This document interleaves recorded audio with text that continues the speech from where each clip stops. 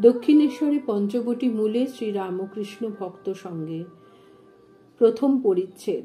দক্ষিণেশ্বরে ঠাকুর শ্রীরামকৃষ্ণ ও দেবী চৌধুরানী পাঠ আজ শনিবার 27 ডিসেম্বর 1884 খ্রিস্টাব্দ, পৌষ শুক্লা সপ্তমী তিথি। যীশুখ্রিস্টের জন্ম উপলক্ষে ভক্তদের অবসর হইয়াছে।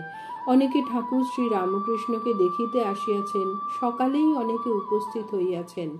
মাস্টার ও প্রসন্ন আসিয়া দেখিলেন ঠাকুর তাহার ঘরে দক্ষিণ দিকের দালানে রহিয়াছেন। তাহারা চরণ বন্দনা করিলেন। শ্রীযুক্ত সারদা প্রসন্ন ঠাকুর শ্রীরামকৃষ্ণকে এই প্রথম দর্শন করেন। ঠাকুর মাস্টারকে বললেন, কই বঙ্কিমকে আনলে না? বঙ্কিম একটি স্কুলের ছেলে। ঠাকুর বাগবাজারে তাহাকে দেখিয়াছিলেন। দূর থেকে দেখিয়াই বলেছিলেন ছেলেটি ভালো। ভক্তেরা অনেকেই আসিয়াছেন।